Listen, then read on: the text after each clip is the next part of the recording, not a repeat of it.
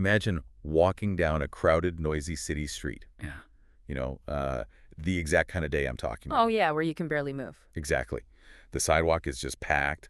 Someone rushing past almost spills their scalding coffee on your jacket. There's like a siren wailing in the background from who knows where. Steam rising from the subway grates. Yes. Steam rising up, and people are just dodging each other in this frantic kind of unspoken choreography. You feel that raw, unfiltered, chaotic rhythm of modern life just pressing in on you from every side. It's exhausting just thinking about it. Right. But now think about this. What if you could freeze that exact messy moment? I mean, not clean it up, not ask everyone to smile and pose, but just freeze the absolute chaos right as it happens. Well, it definitely wouldn't look like a postcard. I mean, it would probably look a bit crooked, a bit loud, and, maybe even a little uncomfortable to stare at for too long. Yeah. It would look like life, basically, without the filter. And that brings us to the mission of our deep dive today. We are looking into the world and really the mind of Garry Winogrand. Such a fascinating guy. He really is. He was a photographer who never tried to make the street look pretty.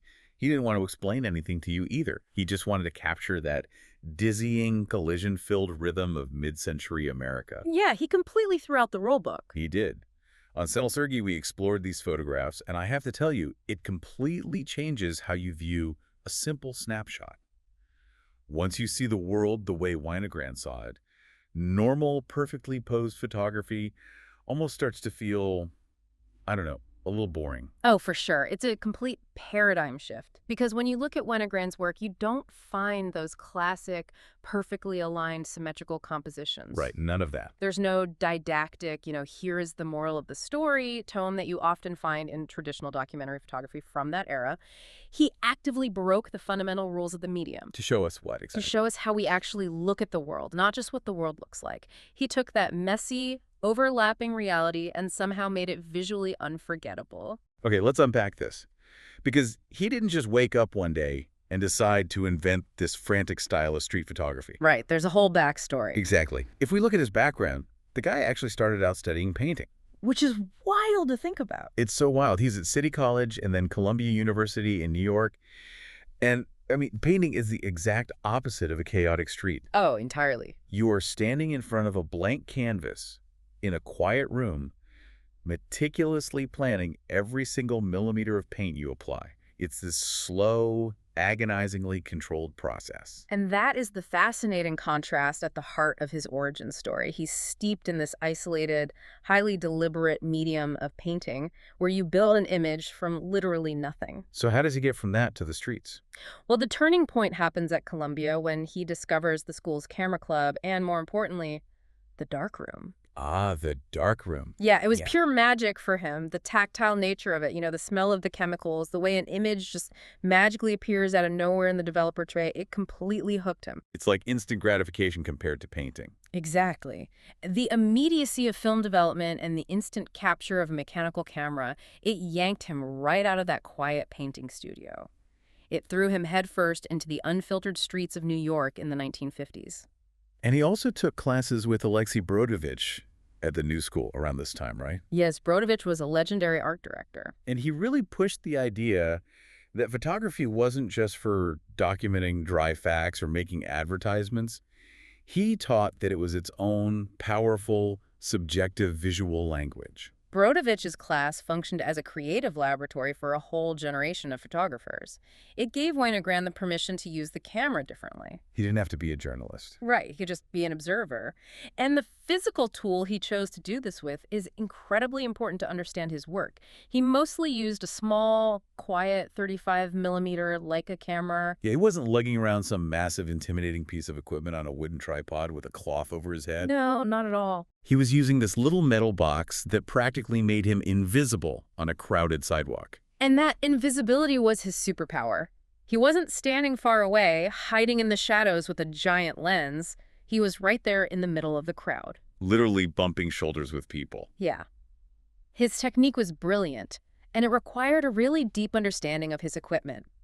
He used a method called zone focusing. How does that work? Well, he would pre-focus his lens to a specific distance, say exactly 6 feet away, so we wouldn't even have to waste a fraction of a second adjusting the focus ring when a moment happened. So he's just ready to go at all times. Exactly. He would just walk, constantly scanning, and when he saw something unfold, he'd often shoot right from chest level, without even bringing the camera up to his eye. Without even looking through the viewfinder. Yep, just purely instinctual. It's like the difference between carefully composing a staged family portrait where you're yelling, "Everyone say cheese!" versus accidentally hitting the capture button while you're dropping your phone. That's a great way to put it. Except somehow, Winogrand made that accidental phone drop aesthetic into a museum-worthy masterpiece. Yeah. But, and I have to push back slightly here, Sure, go ahead. how does just shooting blindly from the chest in a moving crowd make him a genius? Doesn't that just make him incredibly lucky? People definitely said that. I mean, if I do that, I just get a blurry picture of someone's elbow. And that is the exact question his harshest critics asked. They accused him of just firing away and hoping for the best. Right. But it wasn't random at all. It was a highly attuned, almost athletic reaction to the world around him. And his genius really lies in his motivation. What do you mean? Well, Winogrand had this core philosophy that he repeated often, and it explains his entire drive. He said, "I photograph to find out what something will look like photographed." To find out what something will look like photographed. That is such a strange, recursive idea. It really is. He wasn't trying to explain the world or make some grand political statement with his art. He was purely, intensely curious about the mechanics of translation. Translation from life to paper. Exactly. He wanted to know how the three-dimensional, moving, breathing, noisy chaos of a New York sidewalk translates into a flat, two-dimensional, silent piece of paper with 4 borders. He wanted to see what the camera's eye saw. Right, which is very different from what the human eye sees. So if his goal was to capture what chaos feels like and not just what it looks like, he couldn't do that from across the street. He had to change his physical approach. And this leads us to how he actually achieved this signature look. Because when you spend time looking through the SanalSergi archives, you notice 2 very distinct visual signatures in Winogrand's work. Wide-angle lenses and tilted horizon. Yes, the wide-angle lens is crucial because it completely changes the psychology of an image. Think about a telephoto lens, the big, long lenses you see sports photographers use on the sidelines of a football game. Yeah, those massive ones. A telephoto lens allows the photographer, and by extension you, the viewer, to be a safe, distant voyeur. You can watch a private moment happen from 50 feet away without ever being involved. It compresses the space and flattens the background. You are totally safe in your bubble. There's no risk of the subject turning around and confronting you. Exactly the opposite of Winogrand's approach. A wide-angle lens forces the photographer to step physically into the subject's personal space just to fill the frame. Because it's so wide. Right. Because the lens takes in such a wide field of view, if you want someone to be prominent in the photo, you have to be inches away from them. Wow. So when Winogrand uses a wide-angle lens, he is physically inside the event. And because of that optical distortion, when you look at the printed photo, you feel like you are standing in the crowd. The lines of the street pull you inward. Yes, you aren't watching the scene on a stage, you are inside the play. You can almost feel the people brushing past your shoulders. But then there's the other signature, which is the tilted framing. Ah, the Dutch angles. Honestly, if I take a picture today and the horizon is crooked, my friends will tell me it's a bad photo. They'll tell me to hold the phone straight. Oh, for sure. Why is a crooked horizon considered brilliant when Winogrand does it? What's fascinating here is that critics at the time said the exact same thing your friends would say. Really? Yeah, they called his work sloppy. They wrote reviews saying he was an amateur who couldn't even level his camera. But that tilt is a deliberate, masterful reflection of the city's kinetic energy. Okay, how so? Think about a perfectly flat, level horizon in a photograph. What does it physically communicate to your brain? Stability, calm, peace. Like looking at a perfectly straight sunset over a calm ocean? Exactly. It feels entirely static. But a New York street in the 1960s is the furthest thing from static. It's buzzing. It's buzzing, it's shifting, it's full of power dynamics and rushing bodies. By physically tilting the frame, Winogrand creates a rhythmic imbalance. So it feels like motion. A tilted horizon makes the photograph feel like it's about to physically tip over, like the subjects are going to slide right out of the bottom corner. Oh, wow. It perfectly captures that restless, humming, unstable rhythm of the city. He isn't failing to capture a stable world.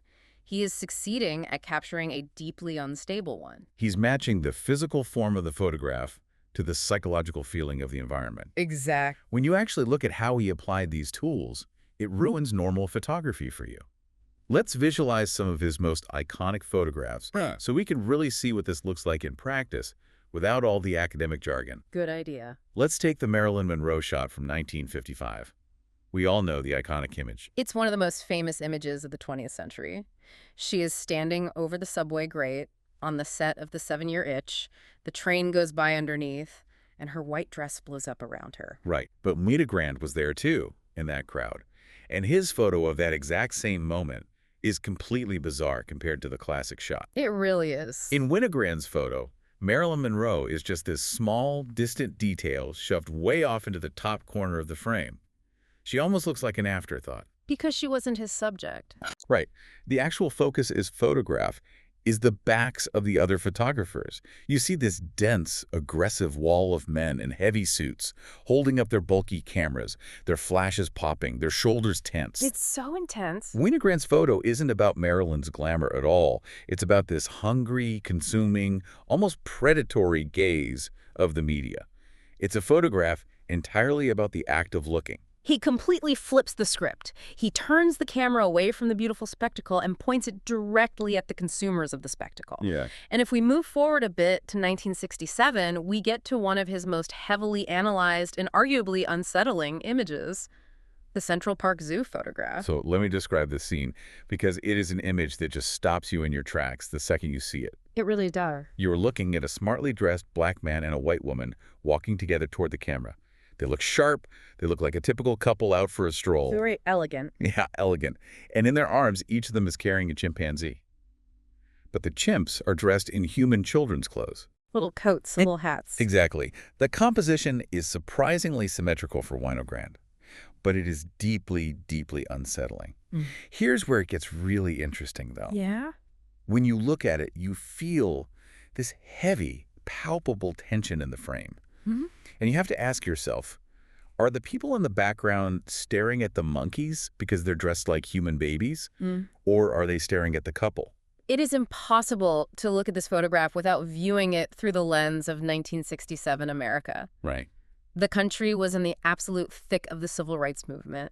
Racial tensions were boiling over in the streets, so an interracial couple walking together in public naturally drew intense scrutiny and stares from society.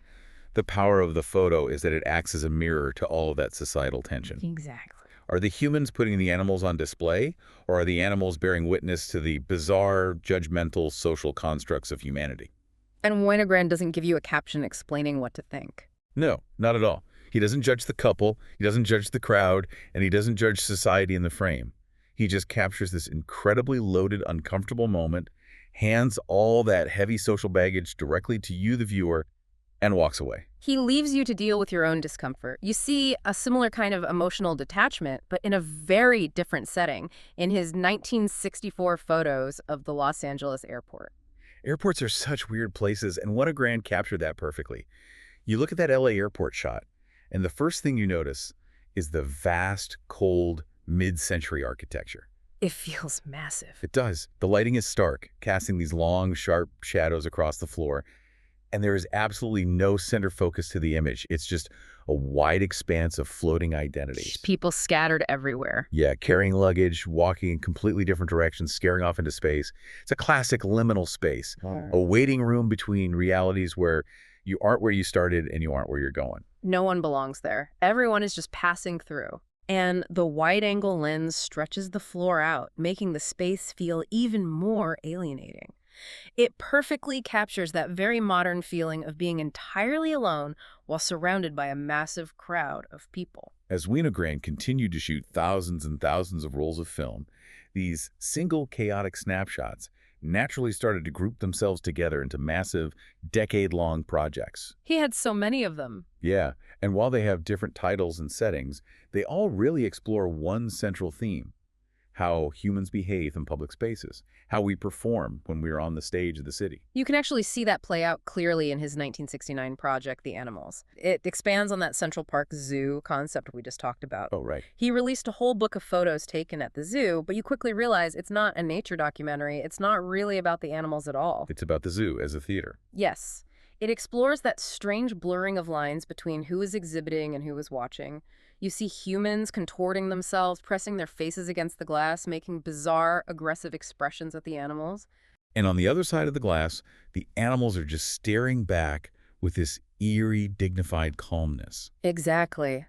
The humans look wild, and the animals look civilized. It highlights the absurdity of human behavior when we think we are the ones in control of the gaze. This raises an important question about the gaze itself, which brings us to a project that is entirely about looking. His 1975 book, Women Are Beautiful. Oh, yes. This was a massive series capturing women in public spaces. He photographed them walking down the street, laughing, talking at payphones, sometimes looking back at the camera, sometimes completely unaware they were being photographed. It's a fascinating project, but there's an undeniable tension here. Oh, absolutely. We are talking about a man walking up to women on the street, often without their knowledge or consent, using a wide-angle lens to get physically close and capturing their image. That creates a highly charged power dynamic between the photographer and the subject. And if we connect this to the bigger picture, we have to look at the historical reception of this specific book, because it has been interpreted in two very distinct ways. Okay, what's the first way? On one hand, the 1970s marked the rise of second-wave feminism. Women were radically changing how they claimed public space, how they dressed, and how they existed independently in the city. Right. In that view, many see the photographs as a documentary of a massive cultural shift and a newfound public liberation. Documenting a cultural revolution as it happens in real time on the sidewalk? Yes. But the other view points directly to the power dynamic you just brought up. The issue of consent. Exactly. Many critics look at the exact same photos and argue that the act of a male photographer capturing these women without consent inherently reinforces a problematic male gaze. It reduces them to subjects of his camera, regardless of their public liberation. So it's capturing freedom, but also exerting control at the same time. Winogrand documented a shift in women's public presence, but his method undeniably highlighted the aggressive power of the camera itself. He doesn't resolve the debate. His work simply forces the viewer to confront it. He just keeps shooting relentlessly. And he did the same thing with his later projects, like Public Relations in 1977 and Stock Photographs in 1980. He was everywhere. He was traveling to rodeos in Texas, crowded press conferences, political protests. He was exploring how reality itself becomes staged the moment a camera enters the room. Oh, that's such a great point. How people physically change their posture, their expressions, and their behavior when they know the media is watching. He was charting the rise of the media-driven event, where the event only happens because the cameras are there. Right. But his absolute obsession with the act of taking the photo, that pure biological need to just press the shutter to see what happens, eventually created the biggest mystery and arguably the biggest controversy of his entire legacy. So what does this all mean? We have to talk about the archive problem, because this is the dramatic core of who Garry Winogrand was. Yeah. It is the part of his story that just completely blows my mind. It is truly unbelievable. He dies very suddenly of cancer in 1984 at the age of 56. And when he dies, he doesn't just leave behind some neat, organized folders of his life's work for a museum to easily publish. Far from it. He leaves behind a staggering, chaotic mountain of film. And to call it a mountain almost doesn't do justice to the physical reality of what curators found. Let's look at the numbers, because they are hard to comprehend. He left behind 2,500 rolls of film that were completely undeveloped. 2,500. They were just sitting in garbage bags and boxes. Nobody, not even Winogrand, had ever seen them. Wow. And on top of that, he left another 6,500 rolls that were developed but never proofed, meaning he never bothered to make contact sheets to even look at what he shot. That's insane. We are talking about over 300,000 individual frames of photography that Garry Winogrand himself never laid eyes on. It is entirely unprecedented in the history of photography. How does that even happen? Well, for Winogrand, the joy, the art, was entirely in the physical act of being on the street, moving through the crowd, and pressing the button. The darkroom, the editing, the selecting of the final image.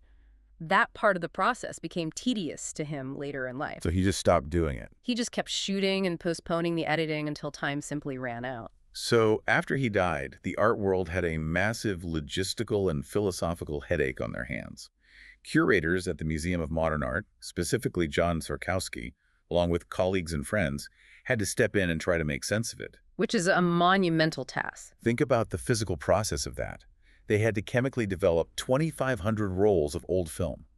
They had to print thousands upon thousands of contact sheets. Hours and hours of work. They had to sit over light boxes with little magnifying loupes, squinting at hundreds of thousands of tiny negatives, trying to figure out which ones were brilliant and which ones were just mistakes. Right. They had to edit and select which ones to print for his posthumous exhibitions. They were essentially forced to guess a dead man's vision, and this raises an important question that the archive forces us to confront. Because of what? If a photographer never even saw the image, who is the real author of that photograph, is the art simply in the split second of pressing the button on the street? Or is the art inherently tied to the darkroom when the artist chooses that one specific frame out of 100 bad ones and says, this is the one? It creates a fascinating split. Yeah. Because of this archive problem, there are essentially two Garry Winogrands. Exactly. There was the Winogrand who curated his own life, the one who carefully selected the images for the animals and women are beautiful. And then there was the posthumous Winogrand, curated by other people. Which is a completely different lens. Right. That version of his legacy is shaped by the tastes, the biases, and the artistic visions of museum directors who chose what to show the world decades after his death. It challenges the entire definition of what makes a photograph art. Is it the raw capture, or is it the curation? It's a debate that is still raging in the art world today. Winogrand ultimately changed photography by refusing to give us neat packaged answers. He really did. He took the camera, which for so long was a machine used strictly to prove things, to prove an event happened, to prove someone was smiling, to prove a product looked good, and he turned it into a machine that asks questions. That's a beautiful way to phrase it. He made us look at the chaos of the world and accept that it doesn't always make sense, and that is exactly what makes it beautiful. He turned the camera into an engine of pure curiosity. And as we wrap up this deep dive, that brings us to a really powerful realization about our own lives. Yeah, building on that massive archive problem we just talked about, I want you to think about the phone in your pocket right now. You likely have thousands, maybe tens of thousands, of unedited, forgotten photos sitting in your camera roll. Blurry shots of a dinner, accidental bursts of your pocket, screenshots you meant to delete 3 years ago. I am definitely guilty of that. You are carrying a massive digital archive of your own unedited life, and at the exact same time, every single day you walk down the street, you are passing through the background of strangers' photos. You are being recorded without even knowing it, becoming a background character in their digital archives. So the provocative question is this: who will be the curator of your unedited life when you're gone? What will your unfinished, messy archive say about the chaotic rhythm of your world? That's wild to think about. Next time you're walking down that crowded, noisy city street, dodging coffee cups and listening to the sirens, remember that you aren't just commuting. You are walking right through the frame of history. Thank you so much for joining us on this deep dive. We'll catch you next time.